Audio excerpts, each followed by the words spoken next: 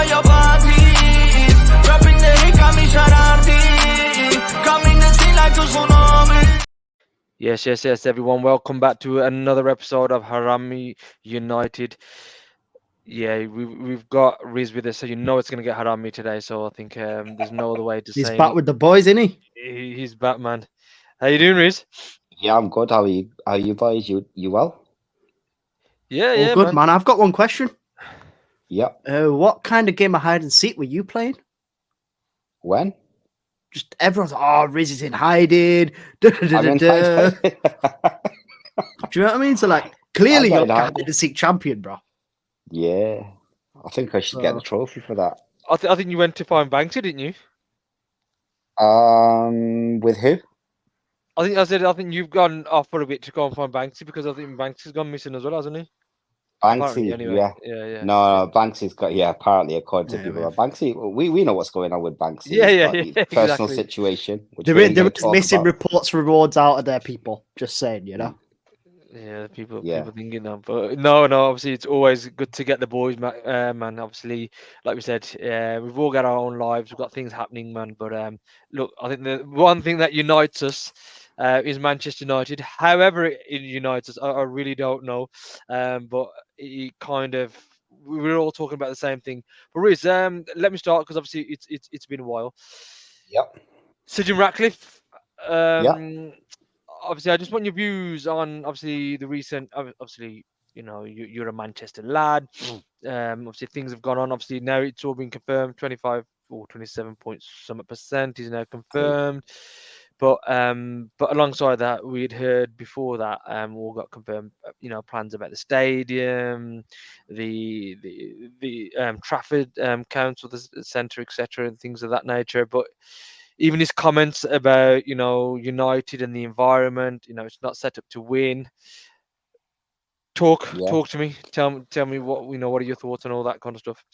Well, I think he's talking the right talk so far. If I'm honest, he's saying the right things. Certainly, what we know about the environment, we've known that for years. It didn't take rocket science to understand that. But it's good that someone in the club is actually saying that environment is fucked. Yeah, that's the reason why we've had so many managers down the road, down the years, the last 11 years, some really good managers, yeah, in Mourinho and Louis van Gaal.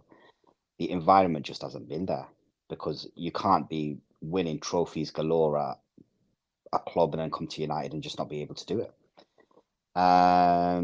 So yeah, the environment clearly needs changing. I think there needs to be an overhaul of people that are swimming in the same direction. Yeah, they're on the same hymn sheet. So I think he is assembling a team from what we've heard around that with Ashworth and with Because Barada. Barada's coming from City. Obviously he's Yeah. on actually official gardening leave. Yes, there's been a Mm. lot of talk between Ashworth, but nothing's quite come about. Edwards doesn't go away. I think even he's second in command when he was at Liverpool. What's his name? Julian Ward. I think he's also Yeah. been mentioned as well. He'd be a brilliant addition, Julian Ward specifically.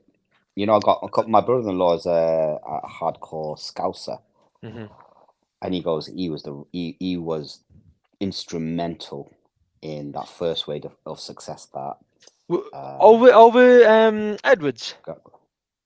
Yeah, he likes them both, right? He was raving about both of them, but from his perspective as a Scouser, he was saying that the fans, he's a season ticket holder, goes every week to the games, goes at a fan level, they knew the brains, not the brains, but the guy making it all happen behind the scenes was Ward.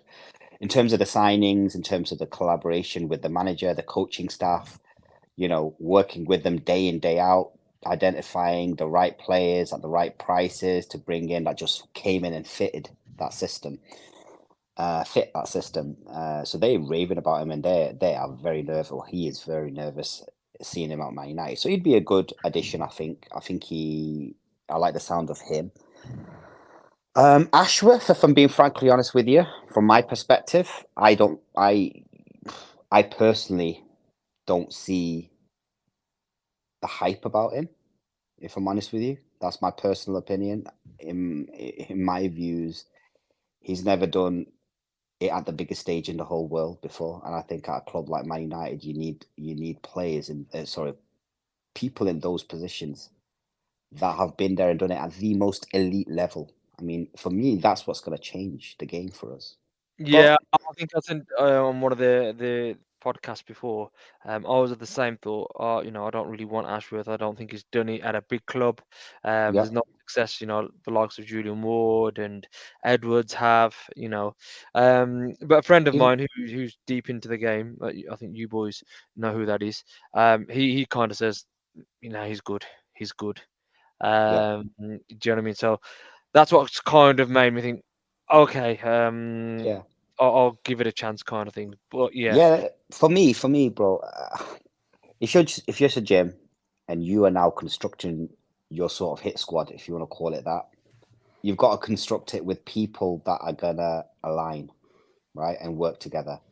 If, let's say, for example, you went and got, but I personally think Edwards, yeah, and Ward, they would fit in with that structure and direction where they want to go. But for me, I don't know. Like you said, I'll give it a chance. My thoughts are so far that I just see another Murtough in him. If I look at his background, very similar to Murtough's. Think he was, he was head of elite performance at the FA, or the yeah, he Premier was League. in Yeah. England for 7 years. Yeah, and if you I look, think he did a good and job. then he was at Brighton, part of an amazing team there that brought through the Yeah, players at the level that Brighton are at. Let's be honest, it's not Manchester United level or where Man United level should be at a football club as Brighton. Nonetheless, they are a club that is very well run. They seem to pull in players that fit into their system. But again, it's not that level where Man United is at for me, or should be at. Probably is at right now, if I'm honest, but it's not the level we should be at. Then you've got him going to Newcastle. Again, for me, I've not seen anything enough of what he's done at Newcastle in the year and a half he's been there, or a bit longer than that. I've not seen enough personally. And if you look at Murtough, again, he was a similar kind of role in the FA or the Premier League, and then he was at a club like Everton, and then he's come to Man United. I just get reminisce of Murtough Mark II. Hope I'm I wrong, but think. that's what I think. Yeah, I think at least with Ashworth, he's done the job. Yeah, Um, yeah. At least he's you done a know, director of football job. Yeah, you're yeah, and right. at different clubs as well. Whereas Murto, it was job for the boys, and remarkably, he's obviously yes, looks like we're gonna get somebody who's gonna kind of take over his position, but remarkably, he's still there. I'm talking about He's a fucking Murto. cockroach, man. Yeah, Chris said that's it. I think you said it probably months ago that the guy just survives everything. he does. Living He's a proof. cockroach, like It's nuclear the- bomb. The guy would survive it somehow. He'll get a new flipping position within. So if we go to World War III, can we bring him into the Brown Monday just to help us through it? He'll be in the bunker somewhere with Joel and Avram, I think so. Yeah, I think that's going to be hard. But kind of moving on to that, we've kind of, what we're basically saying is job for the boys. He seems to be one of the Glazer boys. You can't get rid of him. But we've been talking about Ashworth. We've been talking about Sir Jim Ratcliffe. Obviously, Brailsford part of that as well. You know, Yeah, the connection already with Brailsford after Ashworth had taken over at Newcastle. He went and done a talk there as well, didn't he? To Newcastle, Yeah. Brailsworth did. Teflon Dave. Obviously, it must have worked because the first year I think they're doing kind of okay, the year and a half, but obviously now we've seen, so maybe they need a revisit from Brailsworth. I'm not too sure, but what's happening is obviously now we've seen Ashworth connected to us. Obviously Sir Jim Ratcliffe has commented on it, but then we've also now seen reports saying Potter's going to come through. Obviously we've seen reports Potter had been linked with the niche job. Obviously that kind of didn't work out. I think he might have turned him down, but we've seen him connected to the United job now as well. So we wanted this culture of the job for the boys to be rid of. I mean, we just wanted the best in class. Yeah. Is this giving that vibe? Are we getting best Well, in class, or is it job for the boys again? It's jobs for the boys, but it's also mediocrity. I'll tell you what I think. I think if well, it looks like it's going to be Ashworth. Nothing's confirmed, but I think it is going to be Ashworth. If it is Edwards, that's best in class for me. You don't have Best to have a, available, and I think yeah, you Yeah. can go and get the City boys or somebody from Bayern or something like that. But yeah, from what's I would- available, yeah. Yeah, but for me, I wouldn't say, and I'm not knocking the guy, but I wouldn't say Ashford's best in class for me. Personally, not best in class for me. Berada, first time as a CEO, done some good stuff at City.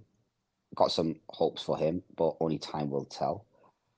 But I'm still going to go back to my original point about Brailsford. I do not see the value in Brailsford whatsoever. I really Marginal gains, Riz. don't. Of what? Um, Of what? I- I mean, come on. Imagine you're a footballer and you've got a cyclist stood in front of you telling you about marginal gains. I mean, seriously, Oh. especially the prima donna type players you got in today's day and age. Yeah, that think they're God's gift and know it all already. You've got a cyclist stood in front of you telling you about marginal gains. Just He's think definitely about been that. laughed out of a meeting or two. He's definitely I the mean- topic of a WhatsApp group. I mean, the problem with the marginal gains is we're so far behind. We need gains, big gains, not marginal gains. I think Dramatic gains. We just need yeah, to rip it up and start again. I mean, look, let's just quickly touch upon it. The game, Fulham game. Diabolical. I ain't going to talk about that. You guys talk about that because I'll go off on one. No, I think we're just referencing it because I don't think there's Just- much to talk about really. No, honestly, it was for me, the first game of the new era, wasn't it? Well, for me, what it shows me, yeah, is 80 to 90% of those players need ripping out of that football club because it's the same story time and time again, irrespective of the manager. I know we'll touch upon this in a moment, but with the Rashford interview and everyone's like, oh, well played, mate. If what you're saying in that interview is true, you wouldn't just jog past the ball and let them run at you. If you desperately care about you would be behind it. You'd be Speedy Gonzalez behind that ball. I just don't get it. Words and actions are misaligned. Let's touch upon it because going back to what we talked about, Sir Jim Ratcliffe's comments about the environment, it's not been the environment to basically succeed. And I think I've kind of mentioned it. Afzal's always said it as well. Obviously, I know you and Banks have kind of referenced it, but you've spoken about the players. But going back to the Rashford interview, I mean, just before I do that, I forget his name. The Luton captain, who's obviously had his heart problems. Tom Lockyer. Tom Lockyer. I think I remember a couple of weeks back, they were playing a game. I think it might have been Chelsea, and he was with Sky Sports. Yeah. I think it might Yeah, be I Sky remember. Sports. He was on the I think pitch. was he not Whoever with Sky it for was, our game? might whoever have he's been with, might but have been our I know what game, you're yeah. saying. You know what I'm saying? So somebody asked him. I think it might have been our game, and then there was talking about Ratcliffe and this, that, the other. And I think Dave Jones, the presenter, was kind of saying, look, he's going to come in the environment. He was like saying, look, does it actually? Yes, Tom. It's Tom Lockyer using it. Yeah, asked him, look, what happens? Off the pitch Monday to Friday. Does it affect you on the Saturday when you're on the pitch? And he says, yes, it does.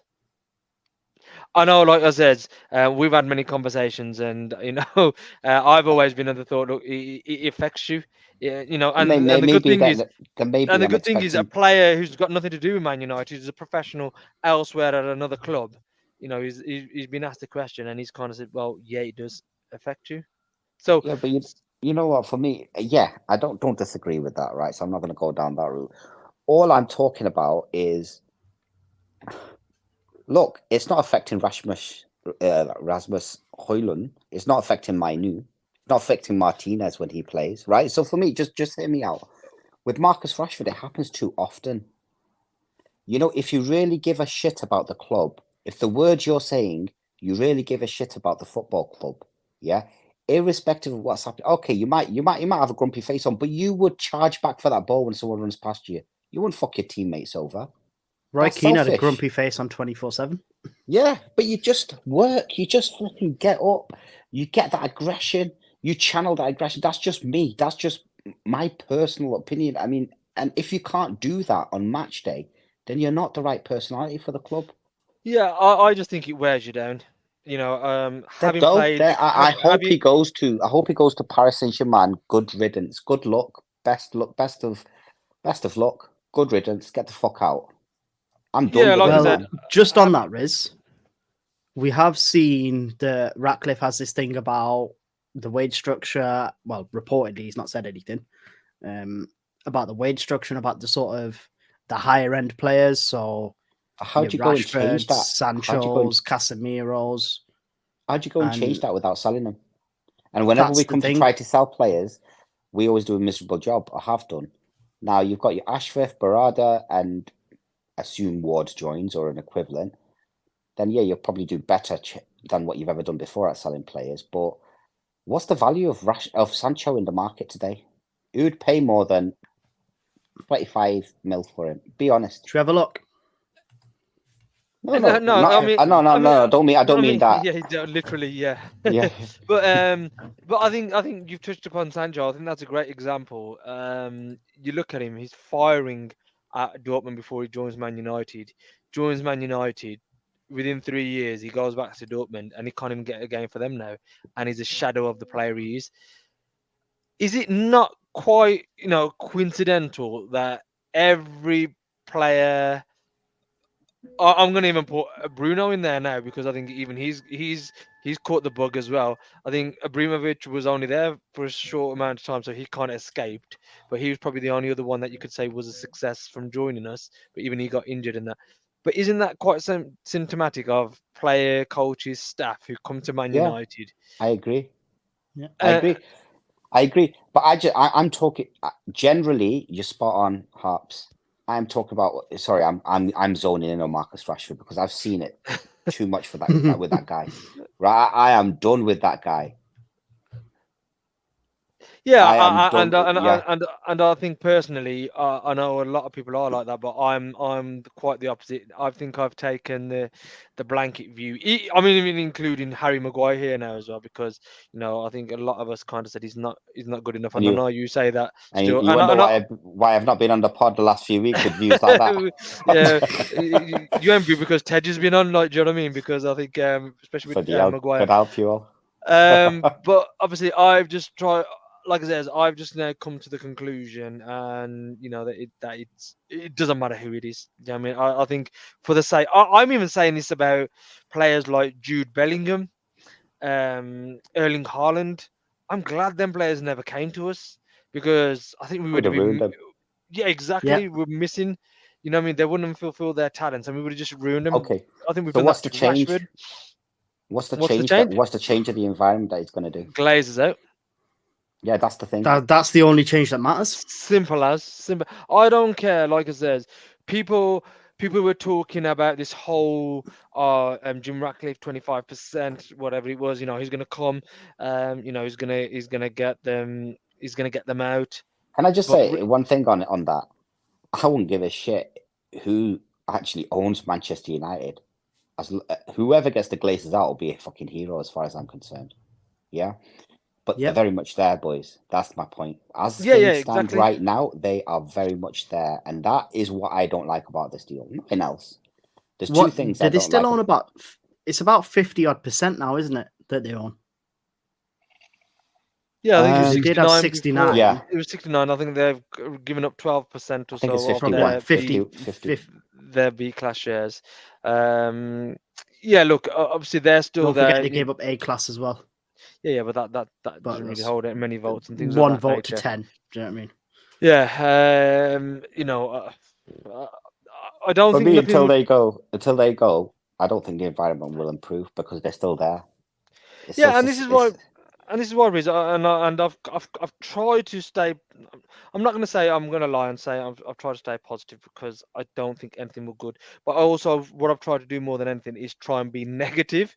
And I say the word "try" loosely, but I am trying my hardest to not be negative because there's no point. We are where we are.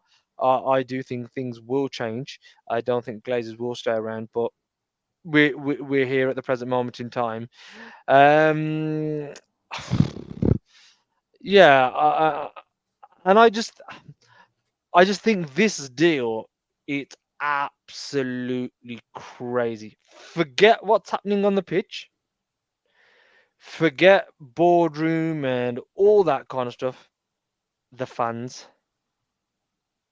I think more than ever, and it's quite crazy, really. You know, I've been on Twitter this week, and you know, we're part of a couple of groups, you know, where people do go into spaces and do listen and have various different views, and you know, you hear things and what people are saying. Manchester United is Manchester divided, especially amongst the fans. It's a civil war. And this It deal, really is. yeah, and this takeover has really put the spotlight on people and their views. And I'm not talking about just football views. I think it comes across their views off the pitch as well, and what they think. Now, you know, we talked about the Fulham game, and what I've been hearing is, you know, a certain individual, and their remarks about somebody who'd gone to watch the game, somebody from what they Can I said jump would, in? yeah, That go on, please. fat cunt. Yeah, Yeah, because obviously, I know who I'm talking about. I'll tell you that name. oh That no, was ridiculous. we'll go in on it, but obviously, I replied on the original tweet. Give the The original context first, tweet. Hafsa. Give yeah, go on, So so give the the tweet is, I can't find it anymore. I don't know if it's been deleted, if he's been reported, or whatever's I happened. believe the individual is no longer on Twitter. Which, Uh, no wonder riddance. my mentions are, you know, I'm not getting any notifications now. I know they've But slowed down a bit now, haven't they? yeah, I think rent free in his head. But go on, sorry, carry on. So the tweet itself was something about, obviously there was a gentleman who was inside Old Trafford pre-kickoff, taking photos on FaceTime, and this individual decided to highlight that this was an Indian tourist. How he knew that, I don't know whether he looked at his passport or his boarding Apparently pass. he asked him. Apparently. Right, okay. Breaking the rules of the TRA because he was on his phone. And he was also on his Before phone the to his game, family before kickoff. before kickoff. Very important to note. And he was also on the phone to his friends and or family and FaceTiming them from Old Trafford. And it was also highlighted that the friends and or family were also Indian. So I took exception. And there was something about tourists taking over the club, blah, blah, blah, Glazers out. You know, the usual rhetoric they use to try and justify their points. So I replied and I said, now, just to give a bit of further context, I had a run-in with this individual months ago over him putting a Muslim individual in Sheikh Jassim in a pub with a pint through Photoshop. People told me I overreacted. People told me I went too far. Look, I'm a Muslim by faith. Alcohol is not permissible within Islam. To me, that was disrespectful. To me, that was racist, right? That's the only way I can put it. I felt insulted. So I spoke up because I'm no coward. Like, if I see something wrong, I'm going to call it out. So anyway, we went back and forth, you know, and then I thought, you know what? Screw this guy. I'm done. And then obviously I see this tweet and I was like, hang on a minute. You wonder why I called you racist way back when you have completely unprovoked He called you racist for calling him racist, mate. He called you racist for calling him racist. He's calling me racist. He can't be racist because he's got a car that's color black. So he can't be racist. No, he's got a coloured TV, bro. That's what it is. Coloured TV, yeah. So he can't. Yeah, he's got one of them fancy OLEDs. Can I just say something on this individual? Yeah, go for it, bro. He's the scum of the earth, right? We all know who it is. We all know exactly who it is, right? He's the scum of the earth. He's walks around, and I'm going to say something. I don't think we've discussed enough about this topic. There's this assumption that 1958 are thugs because of people like him. Can I just tell you something? He does not represent the 1958. He might represent them in his own fucking head. But he don't I don't know, represent Riz, them. man. I don't know because he has been See, I have a hard labelled as. time with Oh, this he doesn't. divide. Well, He doesn't. I think on the BBC. Well, I think there was a BBC interview Yeah, the that guy they'd done. kiboshed that interview, mate. The guy thinks he's. Well, The guy's it a said wannabe. The he guy's a did. wannabe. No, it did say 1958 spokesperson or spokesman, whatever it was. Yeah, the BBC. He And probably told him that, didn't he? Yo, I'm the but spokesperson. I never seen the 1958 refute it either. Yeah, but I didn't see them endorse it either. There is You know, that, for me, but this for is me, the thing. For Go on. me, no. Let me finish what I was trying to say, boys. Yeah, go on. For me, yeah. he doesn't represent them at all. He's a solo guy. He's the scumbag. And you know what? 99.9% of the people, apart from his 1 or 2 minions, yeah, know that he's a scumbag. Yeah. And this scumbag's going to get what's coming to him in life. Yeah. Karma is not just a phrase and it's not just a concept. Karma's real, man. What goes around comes around. This guy hasn't left Twitter for no reason whatsoever. You don't just up and leave Twitter like that one day. Yeah, when you're I've the just biggest clicked on bully. my tweet, by the way, and it says this post is from an account that no longer exists. So yeah. He's off So Twitter. He's off Twitter. Yeah. So allow him. He's an absolute scumbag. Yeah. Probably an embarrassment to his family. And as far as I know, he does not represent the 1958. He wishes he does. He, in his mind, does. But he's not a member of the 1958. Yeah, so Riz, I mean, yeah, I think I agree with Imagine, the guy. all right, imagine if Ozzy, no disrespect to Ozzy, yeah? Love Ozzy to bits. Went around abusing people and claiming he's Brown Munde. Yo, you know But what? it'd be Brown my Munde- instinct as me to publicly refute that. That's just how I think. I'd be like, no, just want to make clear that his views are his, our views are ours. He is not associated, linked, or yeah, but in any way part of the Brown Monday. What I've seen of the 58, they don't endorse and they don't do the opposite to anything. Well, I think Riz, I think it's the individuals. I think there's individuals out there that have given or portrayed an opinion of the 58 when they don't fucking represent the 58. Well, okay, let's put it this way. I think one of the good things of the last recent months was Ollie going out to India to visit India. I think what it showed, and I think this is something we've been going on for ages, haven't we? South Asia, Middle East, Africa, obviously America, North America, and all them regions. I wanted to discuss that. Yeah. I mean, there's a massive fan base out there, and we've said it enough times, and I think we've kind of mentioned it whereby I don't think people appreciate.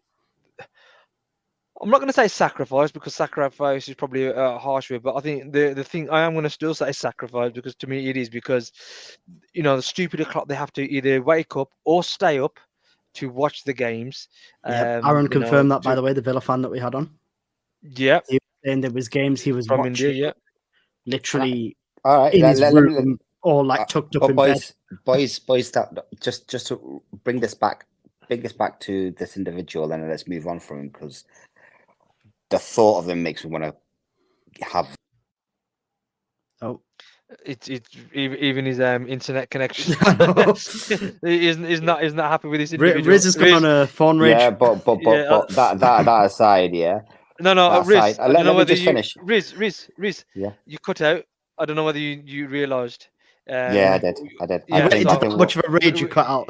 Yeah, so go on, just in case you said anything that we might have missed. No, I think basically for me, if you have a look at Ollie's visit to India, yeah, you had Steve Shabby the Red on Twitter, who I got on very well with.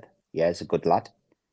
I think it's well known now. He is he represents the 1958. He was out there representing the 1958. He's Mr. 1958. I think him. So he was out there. He was representing. Imagine it as an organization. He is out there representing, and He enjoyed it out there. He's tweeted about how much he enjoyed it. He's tweeted about how much he wants to go and do that again. He literally went and represented 1958 in that tour. A few days later, you got this prick putting that tweet up about a guy from India in the TRA end, right? Now, if this guy was part of the 1958, I was part of the strategic or discussions or meetings, whatever you want to call it, he would have known what the 58 What not to say, basically. stand is on India and on the global fan base. He wouldn't have done that. That in itself shows me the guy is not part of the 58. He thinks he is. He wants to portray that he is, but he is not part of the 58 at all. He's a wannabe. And he's got a couple of bully mates that are also wannabes. And that's it. As far as I'm concerned, move on from him. He's a dick. Yeah. World's a better you know what? Twitter's a better place without him on it. Yeah, and look, I can't lie about that. My notifications have gone down. Yeah, exactly. I don't interact with him because it's just not worth the time. I mean, we're talking about the Ollie visit, and we talked about Steve as well. Steve kind of did tweet the account, Brown Munde account, saying, boys, it'd be worth getting some people from that tour who were part of that tour, not the 1958 people. I think just individuals from India and so forth who were there to talk to them about it, which we kind of did say we were in conversations, but certain individuals, saying they're busy, whatever, that's fine. And I did say to Steve himself, well, Steve, obviously you've been there firsthand. Come on, and let's have a conversation. And it's all on my Twitter feed, so anybody can go and see. He says no, he doesn't want to promote our channel because he doesn't believe the values that we hold. Yeah, so there's. I don't get the values that we hold. I want to question that. What are the values that he's supposedly believing in, or opposite to ours? Well, I think that's the conversation you need to have. We've always said we want full sale only. We've always said we want the Glazers out. Yes, we may differ on opinions of players and managers, but Glazers out, full sale only, and being a Man United fan, they're the three most important things to me. Like I said before, I don't care where you're from. I said this on a few episodes ago, Riz. I am done with the infighting. I'm done with the bullshit. The greatest thing that came out of this whole takeover saga for me was I've made friends all over the world. I gained a band of brothers in the Brown Monday. And that's, to me, that's the most important thing in life. I've made these connections. I think what are what so you get much with, deeper than a football club. What you get with Twitter is you have a bunch of people that take an opinion and use it to beat you around the bush with it. We wanted Qatar, right? Riz, there's people in the 1958 that we're talking about them as well that wanted Qatar. Let's not get it twisted. People in say that again. There's people where that wanted in the Qatar? The 1958 who wanted Qatar. Yeah. Now, are you saying they're part of the 1958? Are you assuming they're part of the 1958? Yes. Let's get that straight. You're assuming. No, not assuming. They are. Well, I think it was Steve that had a banner outside Carrington that said 100% Qatar and 0% Glazers. I don't know about this. And that was posted all over Twitter. It's not for me to comment on things like that, but I think you could be correct there. But all I'm trying to say is it's crazy how, it will be put against us as the Brown Monday that, we had this kind of agenda when we did have an agenda, though. We did. Let me write on this. We did have an agenda. I wanted Qatar in. Period. We all wanted Qatar in. Why did we want Qatar? The agenda was linked to Glazers out. Yeah, exactly. Yeah. Right. Now, here was my reason for wanting Qatar in. 100% sale, vermin out of our football club immediately. Yep. Investments, his public statement at the beginning of the process.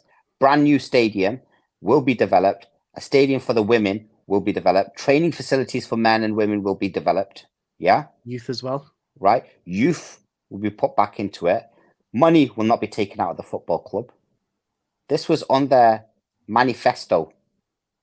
That manifesto, forget where the fuck they're from in the world. They could be from fucking Timbuktu for all I fucking care, right? Anyone, take the nationality out of it, that says 100% gone straight away. complete overhaul of the stadium, whatever that looks like, whether that's a new stadium or whether that's a rebuild of Old Trafford. Same thing that Sir Jim's now talking about in terms of there's 2 avenues you can go down. Third thing, you're going to invest in the men's team, the youth team, and the women's team. You're going to have world-class facilities for the men's and the women's and the youth. He publicly posted this.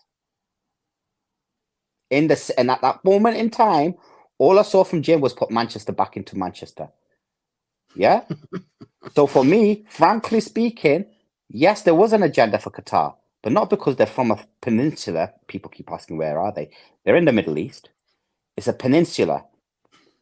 If you want to know what a peninsula is, Google it. I don't have enough time to explain what a peninsula means on this podcast. No, I think people they're bordering Saudi, yeah, but that's where they're from. Irrespective of where they're from, that manifesto glazes out 100% the investment that was needed in the stadium for the men's, women's, youth. That's why I wanted them.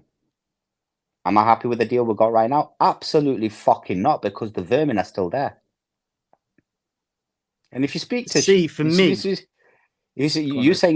you're saying I've not seen this myself, but you're saying Steve wanted Qatar as well. I've never seen him say that. I never seen him hold a banner. But what I will say to you is, if you were to ask him anywhere, are you happy with this deal compared to 100% Glazers, he'd say no. But then we do have elements of people in the fan base that are celebrating this deal and attacking us for wanting a deal that was 100% out. That make sense. Doesn't make sense.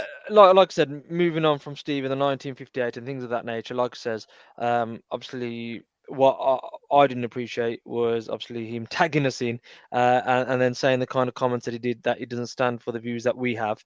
And then he's got people, I'm going to say it again because it was there, people who were the 1958 spokesman.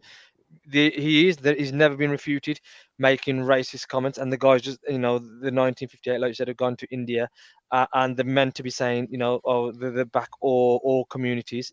And then you've had people in the past who have been part of the 1958 also clearly made racist remarks. There's no to and froing, but you were publicly outed, and they probably also got kicked out of the 1958. So what concerns me is, what is the foundations of somebody like 1958 who proclaimed to be the voice of the fan group, the fans of Manchester United? What is their I don't think they proclaimed to be the voice of Man United. That's their backbone. So you've got two of their most prominent people. That's that assumption. That's the label. No. It's not an assumption. Like they've got over 100,000 followers, man. They've already said that. So it's an assumption. They've already said the guy who They've already said the guy that they kicked out of the 1958 was racist. He was part of the 1958. Obviously the other guy that we're talking about. Can I just confirm as well? The first guy in question, the guy that got kicked out previously, I've actually had tweets, again, they're deleted, from this guy who's now deleted his account saying, oh, he's no longer part of the 58. He was out way back when. So how is this individual not linked to the 1958 if he seems to know all the fucking inner workings? No, he was. And they've said he was part. He was outed. No, what about Richard? Richard said to me that the other guy... he's definitely part of it. Richard's full of fucking hot air, mate. Richard's the creator of the term Chinese whispers. Yeah, that guy wanted to be part of. No, listen, I've never heard them proclaim we are the voice of the all Manchester United. You might not have. We have. I have. Yeah, but okay. So you've told me what you've heard and what you think. Let me tell you what I've heard and what I think. No. What I think. There's BBC interview out there, spokesperson of the 1958. Okay, and it's never been refuted. There's not been a tweet. We're talking about two different things then. No. We are. 100% we are. We 100% are talking about two different things. You need to part this in the middle. Right, I'm not talking about Richard whatsoever, and that's where you're still hung up on. I'm not talking about that, mate. I'm talking about the other claim you made. And you're talking about a third fucking thing, mate. Right? Let me fucking speak. And then you fucking understand what I'm talking about, and then you can fucking move forward. Listen, just don't swear. You don't need to keep swearing. It doesn't make your argument any better. And now you're trying to say, oh, why are you swearing? You're the one that chose it to be a Haraami episode, right? So therefore, I'm gonna swear, mate. Fucking hell, mate. Make your fucking mind up. Fuck's sakes, let me speak. You're fucking Alright, going go on, that speak. direction. Oi, Absa, Next man's going next have we got a direction. jar here You're for the not swearing? fucking Yeah? even talking about what I'm talking about. You're making your own shit up. We would have Fucking shut up and united with the listen swear to me, jar. man. Have you got the Listen, bar? jar? I'm talking about specifically, coming back on track, I'm talking specifically about the claim that one of you two just made, that they proclaim to be the voice of all Man United fans. Not Richard. You're talking about the group. I've never heard them proclaim they are the voice of every Man United fan. I've heard them proclaim the message is 100% Glazers out of the club, right? Which is what we're aligned to. I'm 100% aligned to that message. I want the Glazers out. But I've never heard them say we represent all fans. That's what I'm talking about. Now you can talk about the spokesperson and a different topic, but let's talk about that. Let me just have a rebuttal to that thing on Steve, because this is where... Before you do that, let me just finish the last thing. And I also said, your claim to say they proclaim to be the voice of all Man United fans was an assumption. Now, tell me about the assumption you're about to tell me about, Afsal. I'm not going to tell you, I'm going to hit you with a fact. It's a tweet. It's a tweet that I replied on. It's a tweet that is still public on Steve's profile. If you want, I'll even send you the link. He tweeted, for every online fan worldwide, 650 million of you that choose to ignore online protests. For every match-going fan, 67,000 of you that choose to ignore the match day protests. Each and every one of you deserve this mess. You reap what you say. You reap what you sow. Wake up. And then they use that hashtag Glazers burn in hell, which I'm not really a fan of. Now, on this... I've still not heard you say... Right. No. I'm not done. I'm not done. Okay. Right? Our friend, Basim, brother, love the guy, replied, "How dare you, Steve? You're accusing people of contributing to the problem when I'm sure they want the same as you. You're also not considering other people's circumstances or commitments they may have.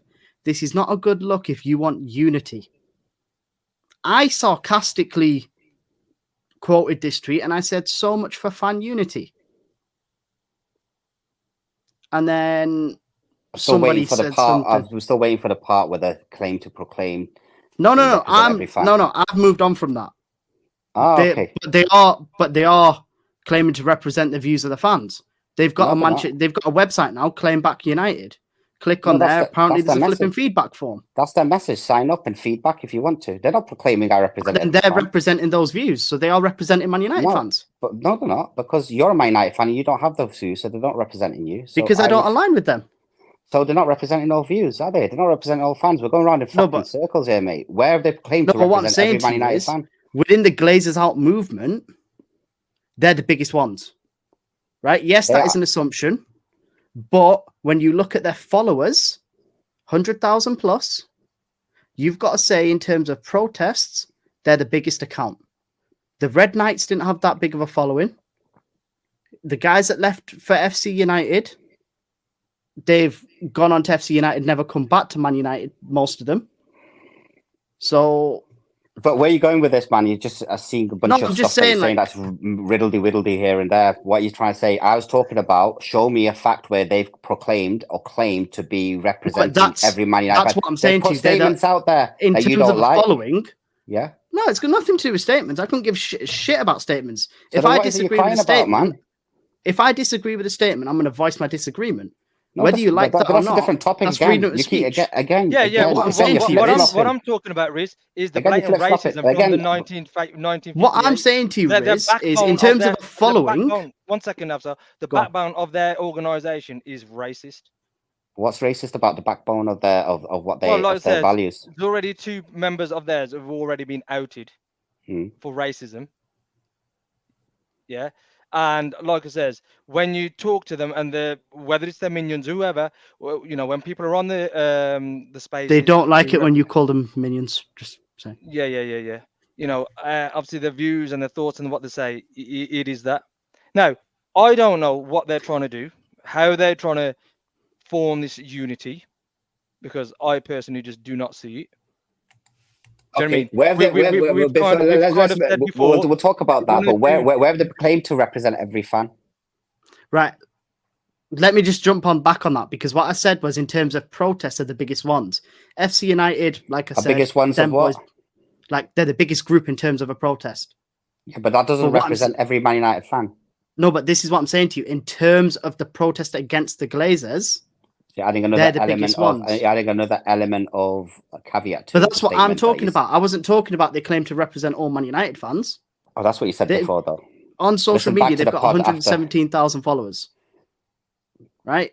Yeah. So they're a huge, by that number, they're a huge. Okay, so how many Manchester United fans are there in the world? Fuck knows, that's Ed Woodward, he'll tell you. How many According to him, Manchester- fucking 2 billion or some shit. Who said that? Ed Woodward, didn't you? Do you not remember when he did that flipping press billion, conference? yeah. He was calling us Disneyland billion. and all that fucking shit. How many Man United fans are there in the world? Take a guess. Wow, Let's give it a round number. Let's say 700 million. Yeah, 700-800 mil. Okay, so the last numbers I saw were about 659 million. Yeah, and you're telling me how many follows their podcast or their group? 117,000. Okay, so that's not represented all Man United fans, is it? It's not, but what I'm saying is, in terms of the movement they've created, which, by the way, I just want to make crystal clear for everyone out there, I back the movement. I back Glazers out. I back Full Sail Only. That's the only thing I've wanted from this whole fucking debacle that started. Did it start in 2022? I can't even remember. Was it Thanksgiving 2022 when they made the announcement? When Do you know what I mean? Like announcement? when they said they were going to look for strategic alternatives or whatever, that one. November 22. Yeah. So since that day, to me, I was like, right, okay, there's a realistic chance we actually get these fuckers out of here. That's all I wanted. Could have been Jim 100%, could have been Jassim, could have been flipping MBS, could have been fucking Rishi Sunak. I don't give a shit. No, I draw the As line long- there, mate. Well, no, but you But know go what I on. mean? Like, I wanted 100% Glazers out. I don't care where they're from. Okay. I don't care what I'm just gonna bring you back on track a little bit. We Go were on. talking about the 58, and you're saying, "Oh, they claim to represent every fan," and I said, "No, they don't." As far as I can see, what I can see is they have a message that I am behind and you are behind. Yeah, We want 100% 100%. Glazers out, right? I have not heard them come out and say they back this 25% deal of Jim. Have you? Well, what we have heard, No. Have you heard the 1958 officially say that, or have you what heard we have minions? heard, no, not a minion. Steve went into a Twitter space and said they got asked not to protest. They got asked to Okay. stop the protests Okay, yeah, when in their meeting with Sir Jim. okay, and If you've got an agreement with Sir Jim, and Sir Jim's got an agreement with the Glazers, indirectly, you've got an agreement with the Glazers. I think I So- disagree with you there, and I'll explain why in a minute. But let you In finish. my eyes, are they supporting this deal that No, they're not. effectively keeps the In my- Glazers in? In my eyes, they're not, because what you don't know is the unknown, and let me explain to you what the unknown it could be. Right? Okay, go on. Imagine if Sir Jim, when he met with them, said to them, "Listen, lads, I need you to tone down on those protests. The reason I need you to tone down on those protests is because the dickheads that were trying to get out of the club get egotistical and want to stay in the club even more out of ego when you do this. And listen, lads, I've got a plan to get them out. Listen, I'll let you speak. Man United. I've got a plan to get them out. To execute that plan, I need you to tone down on this. If the deal behind the scenes is, listen, boys, stop the protests for a period of time, give me that time to get rid of these fuckers. This is the unknown that we don't know about. Yeah? Because he's met them. They've clearly got a collaboration with him. If he's asked them to do that as a part of a bigger game plan that we don't know about today, then all you can do is throw shots that way. I get that. But there might be a bigger game behind the But scenes that you Riz don't know about. must released transcripts of that conversation. Now I get things are private, but surely there must be something between the 58 and Jim's conversations that they can release to let fans know this is a brief overview of what the conversation was. I don't want to know who drank what coffee and who had what biscuit. But, like, for example, bullet point ABC, this is what we asked Jim. And Jim was approved. Like, obviously, Jim would have to approve the message going out. But, exactly. like, Why would that? Why would? Must they're a bunch of fucking pricks, mate? Right? Because those guys sold their soul years ago. no, right? agree. But So for me, the 58 right, called out you don't know Most what's behind for the scenes. for meeting with Ratcliffe. But then the 58 met with Ratcliffe. So I'm not privy to this conversation or the space. What was said in the space again? They've been asked to not protest. Is there an agreement to not protest? Is that right?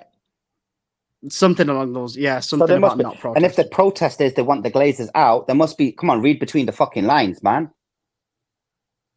If what they've No, been I banging get on that. about since the day they were born is we want the fucking Glazers out, and if now they're not protesting about Glazers out, they don't all of a sudden want the Glazers in. There must be something behind the scenes. If you read between the lines, give it a bit of No, time I get and let's that. see. I get that. I do get that, and I will. You know, like Steve said, they've been asked not to protest for a period of time. I can't remember. I don't know. I'm not sure on the period of time. I'm not sure the exact specifics, but I'll bear with it. The same way I'll give Ratcliffe a chance. But my other gripe with the 58 is I hate to come back onto this. Harps mentioned it before about the racism, and you know what it is? You know, for us, this is personal. This is very emotional because of who we are. And when I think about it on a deeper level, I think, you know what? We're the lucky ones. I know Harps shared a story about when he was younger, and was it a school teacher ripped his bug off or something? And I've had words. Yeah, I've had words shouted at me. I've had words graffitied on my door. I've had my door kicked in. You know, I've had all sorts. And I think to myself, we're the fucking lucky ones because we're still here.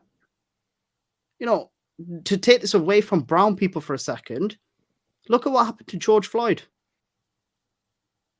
You know, what was it? 9 minutes the guy kneeled on his neck. Like, so then you take that into, obviously, I'm going to bring this back to Manchester United. And then you come onto social media and you have these dickheads, fucking Richard and all the other lot, I'm not even going to mention them, that come at me, that come at Harps, that come at the Brown Monday, and they use come at me words... the most of band George. But go on. Yeah, well, yeah, they come at you. Well, the Brown Monday collectively, as well as the account. And they say things like, you didn't want the white British lad from Manchester to take over Man United. I've never said those words. Harps has never said those words. You've never said those words. These people put them words into our mouth and then call racism.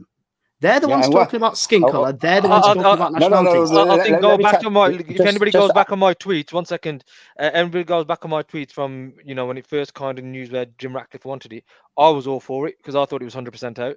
And no, I'm not deleting any tweets, so they're all still there. One thing I just want to add on to what you were saying, Afzal. Yeah. The funny thing is, these fuckers that you're talking about that are coming to you right now, yeah? What they don't realize about this Brown Monday group, and we're not going to reveal who it is, but there is one of us that's married to a white girl, English girl. And it's saying that this group did not want a white person. And the irony of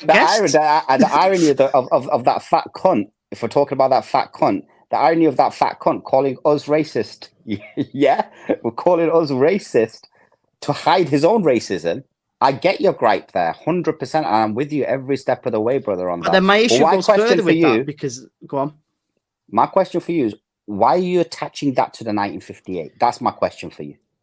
Right, this is where I struggle to sort of separate the two, because when you're scrolling through on social media, it's very hard to detach A from B, especially when we used to go into spaces back in the days.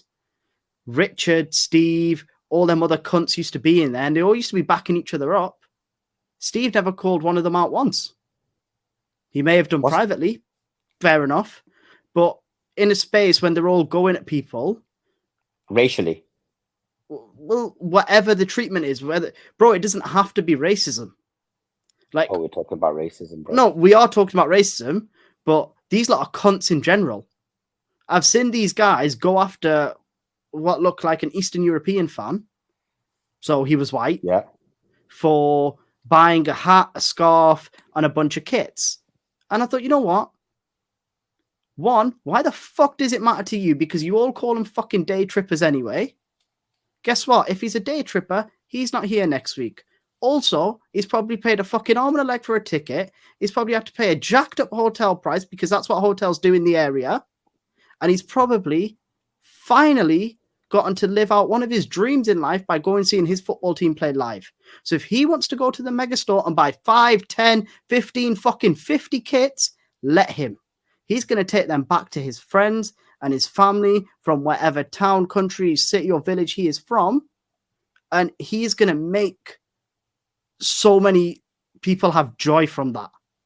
All right, let me add some in.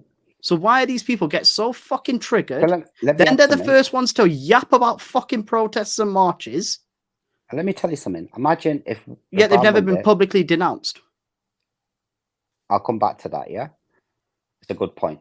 For me, imagine if we arranged a podcast, we arranged a protest, yeah? Had a big turnout. People like Fucking the no one to message, turn up, G. which is... you mean out. I think the word, but I think they've been We'll protesting get against just us. the fucking- Listen. They've been protesting Let me against us. finish, let me finish. They've been protesting against us, not the Glazers. Right? That said, Glazers out. They're still here, guys. We want to protest, 100% sale only, get the Glazers out. And imagine it gets a massive turnout. Let's say 10,000 people, right? Hypothetical scenario, yeah? Yep. Are we saying every single one of those fans that have turned up there represents us? Now, imagine if someone's going into a mega store right now, or somebody's walking into... Someone does a flying kick at some person going into a mega store and says, don't go and feed their wallets or whatever, right?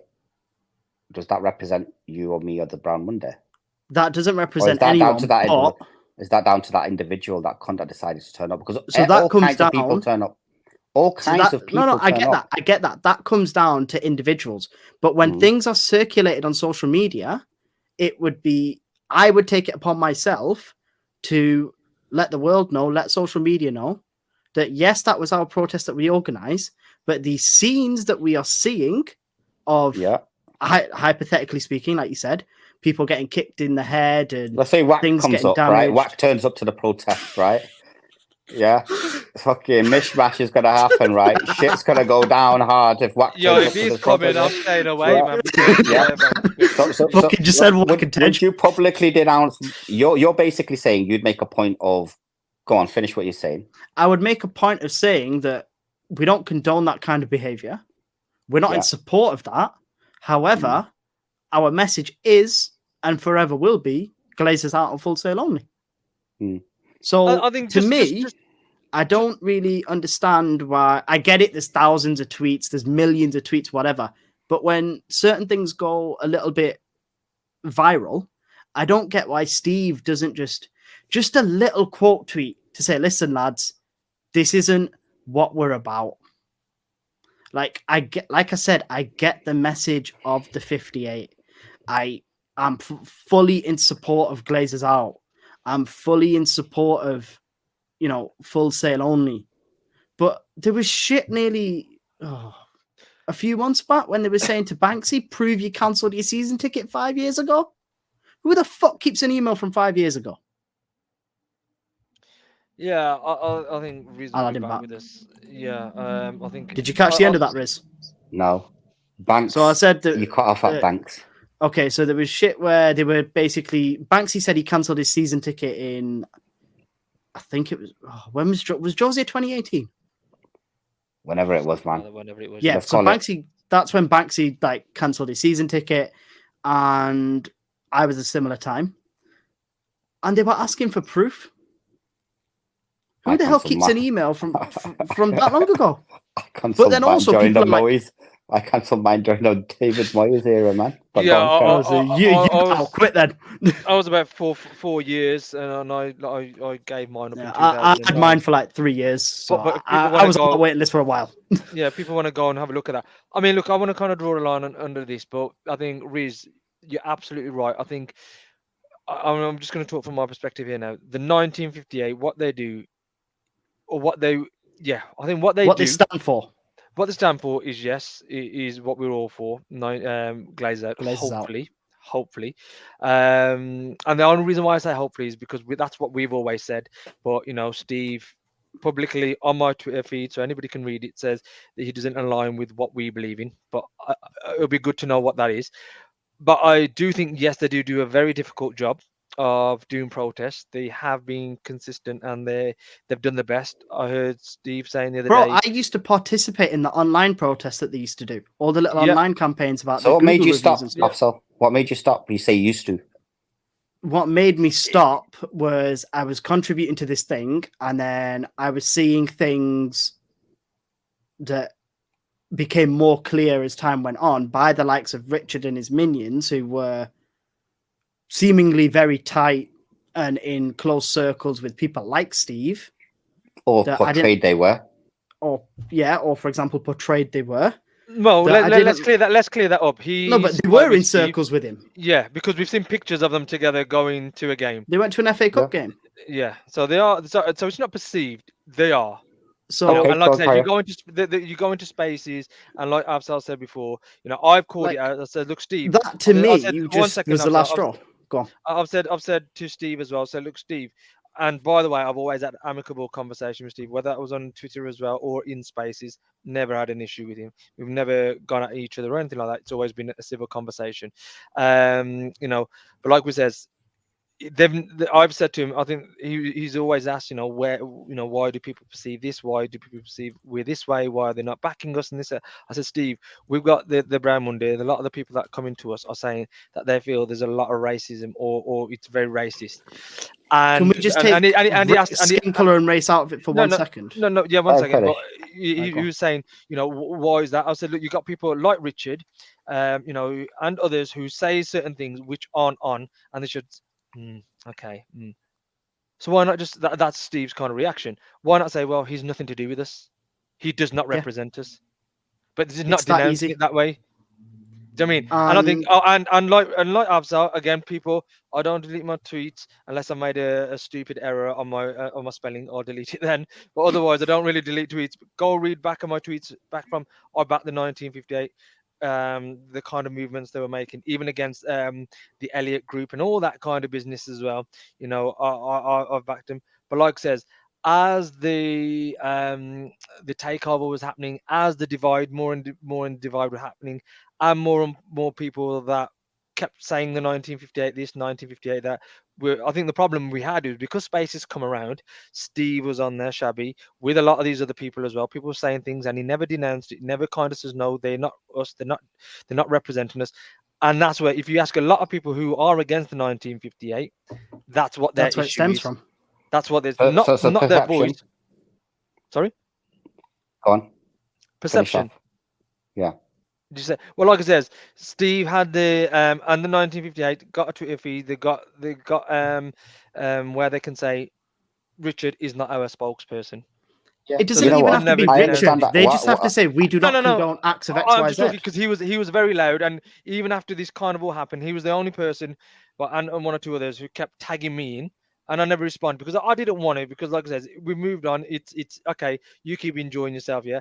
But it's that kind of shit that then makes you go against a movement or the people who are part of that movement, because you think, mate, how old are you? Or do you know what I mean? Move on. You talking about Richard? Kind of thing. Him as well. Do you know what I mean? And like I says, I am a bit perplexed as what the 1958, and this is coming from the horse's mouth. Again, I'll go back to my tweets with him a couple of weeks back. He says he wouldn't want to come on our podcast because he wouldn't want to promote it. I don't know what he means by that. but he doesn't believe in our values of what we believe for. So what our values are, standing up for against, obviously we what we're saying is there's not many underrepresented out there, so that's what we wanted to do. Again, Riz, going back to your point, we're not saying we represent every underrepresented person. We're not saying that, because I know that we don't do that. But we saw a lot of things from the media that came out, blatant racism or misinformation as well. Do you know what I mean? And that's what we stand for, is representing these people who are under voice. And the main thing again is the Glazers out.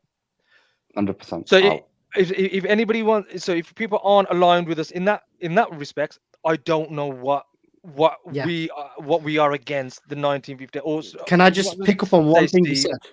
Yeah. Because you mentioned racism, and I wanted to take this away from racism for 1 second. And again, I hate to do this, but it is about Richard. When I had Ryan on the podcast, I think a couple of weeks ago now, Ryan said, and it was actually the headline because it was quite deep. He was told that he didn't get the Glazers out movement, and he would never understand it because he was an American and he wasn't from Manchester. Richard then replied on this tweet and said, "Can you tell me who said this, pal? Why the fuck does it matter who said it?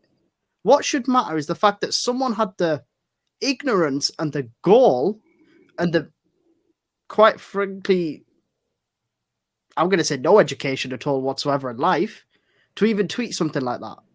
And again, that is not a race thing because I'm brown, Ryan is white. But again, I consider that man a very good friend. So then you have other idiots that are like, "Oh, the lad from Manchester would, the billionaire from Failsworth." Yeah, mate, he's so much from Manchester. He lives in Monaco now. He tapped out of the UK the first second he could. Yeah, look, that's your fucking Manchester back in Manchester, innit? Yeah, I think we made our point clear in terms of what we feel. Like your point is very simple. Let me just wrap it up. Yeah. Your point is that you just want to see people that are representing or putting themselves forward as representing an organization. You want an organization, when they spot that, to basically say, "We don't represent and we don't support that whatsoever." Yeah, they don't represent. He ain't our member. They don't represent us whatsoever. So you want to see more public statements like that out there. Yeah. That's your message. Now, I understand there might be hundreds of them, but just target the main, like the ones that, the more louder ones. Let's put it this way: the people that you know. Oh no, there's probably more that I don't know. No, not you. No. They know themselves. Oh, okay, With. They take pictures. They have drinks with, so they know these people. Oh yeah, so in that sense, yes. It's not that they don't know who these are. Right? Yeah. No. So let's get that clear as well. I hear your points. I agree with your points there. Right, I do. For me, I don't think the organization. Look, the people that run the 1958, it's about 5 people. Everyone else that claims to be part of them are wannabes. So trying to denounce every individual that's out there or support a voice that's out there is kind of, it's going to be hard to manage. But I hear your point. You don't need to target the names, though. You just need to make a blanket statement. Yeah, I'm fully with you there. I totally we don't stand for racism, homophobia, sexism, ableism, whatever. Cover all bases with one blanket statement. No, I understand what you're saying. I do get you, and I agree with that. I think so. As much as they are, as much as, let's be honest, in terms of Glazers out. So when we have our protest, boys, what do we do? Have our protest with WAC turning up? How's going to break loose? Wilby Road next. Well, Hobbs is going away. He's going to be coming out with his tickle tackle in full swing, isn't it? So when we join up with the 1958 and we do our protest, that's when we're going to do it, man. Like I said, hats off to them. A massive job that they do, man. Do you know what I mean? So I think we've kind of made our views clear. Let's get a bit more diversity in there. I think that's the issue. Just to be clear, I don't want anyone to take any offense from this. These are just my opinions only. And if anyone does have any issues with my opinions, please reach out, DM me. If you feel I've got some misconceptions, if you feel I've misunderstood anything, please, let's have that conversation. One final point. You're going On to tell me this, I've got a then- big then- misconception, haven't I? Yeah. Hashtag capital TEN, capital IN. Ten Hag in 100% for me. Anyway, Well, I was going to say, Riz, moving on to the City game, because I'm going to look, wash my car at that time. Are you not going some camel bit- racing in London? I'm going sure washing my your car. I'm sure Going to your the car wash, in-laws. lads. I'm sure your in-laws might invite you over, Riz, because I know a few of them are City fans. I heard Webby from Webby and O'Neill's not watching the game either, so maybe you can link up with him at the car wash. Yeah, we wash your Yeah. cars together. You wash his, he washes yours. Yeah. We'll go to. What are your thoughts? Because going off what you just said, Ten Hag in, a lot of people said if we'd lost in midweek, and presumably what looks like it's going to be a defeat. Let's be honest. You know, I try to be positive. I used to be positive, but I'm a bit more realistic now, and I think we probably are going to lose against City, and that would have been Ten Hag out. You're Ten Hag in. Why you Ten Hag in, Riz? Because of the exact things that Sir Jim Ratcliffe has said. It's about the environment. You've had so many competent managers in the club over the last 11 years that how can you possibly think by just getting a manager out, things are going to change around? There's got to be things behind the scenes that they're fixing. They're building a team, right? They're building a squad. They're building a football unit. What value is Ten Hag out going to do? For once, why don't we back the manager? And for once, why don't we put the fixes in place behind the scenes that's fucking and tripping every manager up and actually back him? If he aligns to the philosophy that the new structure wants to play towards. And I say that because I don't see a reason why it wouldn't do if I look at his Ajax squad, attacking football. Certainly the squad that got to the Champions League semi-final. High right? tempo. That is Man United style of football. Not style of football. That's a slightly different style. Man United football is high tempo, up the wings, old school, get it in, bombard the goal, never know we're lost, right? Control the games, make them fear you, right? All of this stuff. I don't think he misaligns with that, in my opinion. So he wants to play attacking football. Where I think Ten Hag shot himself in the foot in a few interviews is saying, I don't really have a style of football. I'll align to the players I've got. That shows me perhaps that he is, he'll do whatever. And I think maybe they want someone that's going to stick to something. I think that I don't know what they're thinking. I think what he was trying to say was, yes, there is a style, but I'll have to adapt with what I've got. Yeah, you're right. But I think it's been misconstrued is what I'm saying, right? Yeah. But who are you going to go and get? That's the $1 million question. Right. And so don't please don't say Potter. So for me, personally for me, Ten Hag's been there at the highest level. Okay, the Dutch league is a, let's be honest, is Mickey Mouse league, right? In the greatest respect to the league, it's not the best league. He's won championship after championship after championship there, and if that season they didn't get postponed, he would have won 4 in a row, right? That COVID season. What he did in the Champions League, his Ajax team went to Bernabeu, and the way they tore Real Madrid apart, man, imagine Man United doing that. That's what Man United should be doing. So he's been there at the highest level, right? Tell me a manager that's been there at that highest level right now that's available that will come for the long term. For the long term, right? He's a young manager still, Ten Hag. We need someone for the long term. And when you look at the similarities with what Arteta, I hate Arteta, by the way, but I'm using it for analogy purposes, right? The similarities this guy had there in his first 2-3 seasons, where he had a whole Arsenal fan base, the Cuz Fam Brigade, yeah? The Bumba Clap Brigade, AFTV, yeah? The Blood Brigade, yeah? The AFTV lot were absolutely going for him to be sacked. And now they wank him off live on TV. So I mean, they flip-flop every 4 weeks. But the journey that guy went on, and actually I must commend Arsenal Football Club for this. They stuck by the manager. They made the changes that were being made. I think Stan Kroenke's, I can't say his surname, but Stan Kroenke. Dan Kroenke's son took over. Josh, that's Kroenke, the one. Yeah. And he got serious. And he said, Edu. "All right, let's back this manager." Edu, of course. And the Apana CEO. I always forget his name. Hey, did you not know? Let me get his name up for you, so go on. But Sorry. what they did was they backed him. They got rid of a lot of players. They made some wild claims. Remember, I always look at that. What's it called? Fucking Aubameyang. Yeah. His contract Vinay. was ripped up. They wrote it off. They got Props. rid of him. They got rid of him. Yeah. They Vinay got rid of him. Venkateswaran. Yeah. Sri So Lankan, I think. Yeah, go on. they got rid of him.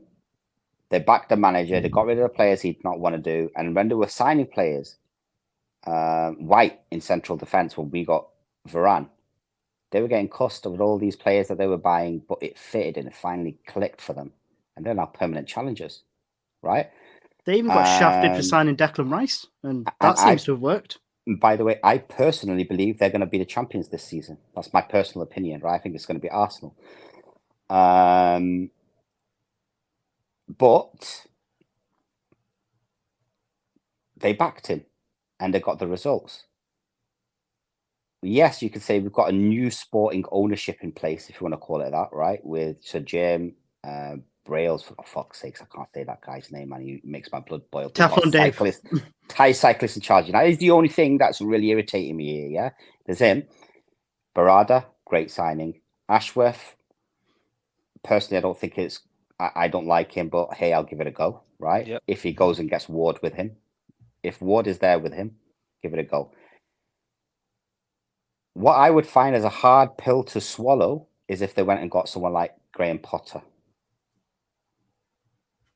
And that would be a massive step back. But I tell you what, I won't be having a go at him. I'd back the manager. And that's what I'll do. Because the manager's trying the best to win football matches. The manager wants to win the football matches, right? But I think that's my fear. I think what a lot of people have an issue with Ten Hag is the likes of signing Anthony, Amrabat, the Beyblade. I think that's not his fault. I'll explain to you why it's not his fault. Why it's not his fault is very important to understand. He had no fucker doing it for him. Yeah, and they had no fucker supporting him. They had no fucker engaging with him to say, "Oh, what about this player? What's your style of play that you want to play? What do you want from this player? What do you want his key characteristics to be? Offensively, what I found defensively." interesting. Let me finish. Offensively, defensively. What do you want? Okay, here's a pool of players that fit that criteria. There's no one there doing it. Guy had to do the job of the sporting director, the football director, and the football manager himself. That job is too big. And he's going to go and get the players he scout. And manage big egos, Ronaldo, people not turning up, and all this kind of business. Let me just tell you one thing, right? Where was the culture, environment issues last season when we were absolutely playing some brilliant football? Right? We've asked this question 100 times over, right? bro. No. I'm just going back. Those two Barcelona games, both of them. That is what I see. I remember that game at Old Trafford, Anthony's goal, yeah? That whole style of... We annihilated them off the park, boys. That's what Ten Hag ball is going to be if he's back. He had 4-foot players that game. He had his team in place that game. The moment, a game or two after that, where he started to pick up injuries against Sevilla, second leg, where we got smashed, the squad is too thin. So he got, yes, 1 or 2 players, but the entire squad's got to be at a certain level. And that's where we fall over. And that's where he needs to be backed with the right quality squad. Not an expensive squad, but it needs to be a major overhaul. So I'm not saying every player he has to go and buy has got to be a 60, 70, 80 million superstar. You could buy 5, 10 million gems with the right scouting network, with the right structure behind the scenes. You can go and do that. Yeah. And what I'm saying is, if you look at Brighton, I don't know whether I'll sound like a knob saying this, but it's an analogy perspective. If you look at Brighton, that squad has been assembled quite cheap, hasn't it? Very cheap as chips in the grand scheme of things when you think about the Premier League. Imagine if that was Manchester United's second string team, second 11. You have good depth then, but our first 11 needs to be that obviously Man United level. But if you could build up to those type of, and they've constructed that in a cheap way. So if you could construct that for your whole squad to have the right characteristics, not just in terms of football, but in terms of human characteristics as well. You've got the right mentality in. He's not been backed. That's why he's had to go and get Anthony, because he's fucking desperate. He's not a sporting director. He knows Anthony because he played for him at basically Ajax. at Ajax, right? So he can't be judged on the characteristics of a supporting director because he didn't have one to support him. Yeah, you know, he can't Agreed. he can't have a pool of players, like you said, with all the data. But can I just say something on the Anthony thing? Do you remember the Athletic article that came out that said scouts under Solskjaer rated Anthony at 25 million? So that tells me that the Glazers or Murtough or whoever wanted Anthony, and then it became, oh, we'll get him for Ten Hag because Ten Hag knows him. And because we've faffed Ajax around, Ajax went, pony up the cash. And we were basically bent over and gave it. So that's not Eric's fault. The bottom nor is line that Anthony's fault. The bottom, it's not Ten Hag's, it's not Anthony's fault. It's the football club's fault. It's the environment's fault. It's the culture's fault. It's not having the right structure in place's fault. Which is why, despite my dislike and disdain for the choice of Ashworth, I'm prepared to give it a go. And when he comes in, would I back him? 100% I would. Right? Back him now to go and get what he wants out. If he's allowed to go and get the players he wants in. If he's allowed to implement the style of football that the manager likes and subscribes to, and we then go and target the players that fit that. So for me, getting Ten Hag out, there ain't no one else out there, in my opinion, that could come and do a significantly better job than him under the same constraints he's had. Yeah, I think what we need to do first and foremost, let's get the people we want to get in. Berardi, let him come through the door. Let him set, Ashworth out. Let him set, whatever he needs to do, and then look at the manager. Because, like you said, we've seen too many good managers come and go, who've done well elsewhere and done okay after they've left as well. It's just that nobody seems to get it right at Manchester United. So, and then let's get the structure first, and then let's see where Ten Hag is and what he's doing by then. But moving on, because obviously, we want to Finish it. close this up. Yeah. City result. What are your predictions? I'll let you go first. I'll go last. I'm thinking of the politest way that I can say it, but I'll let you go. I'll go last because of that. All right, I'll go first. 5-1 City. I'm gonna have to get whacked to streak the pitch, man, to call the game off so that we can get some respite. But anyway, is Maguire playing? Is he fit? Is he injured? He's out. Apparently Bruno's out. Martinez and Højlund. Bruno might be, but I don't know. I think we're gonna lose. I can't put a figure on it. Yeah, I think we're going to lose. As as positive as we want to try to sound, hey, look, we're going to beat him. No, let's just be realistic, man. It's going to be very hard. If we even get a result, so it doesn't have to be a win. Even if we get a draw, mate, I will take that. I'll take that from you right now. Riz. 2-1 United. Ending the show there. See you later, everybody. Thanks. Bye. The guy that turns up on your body.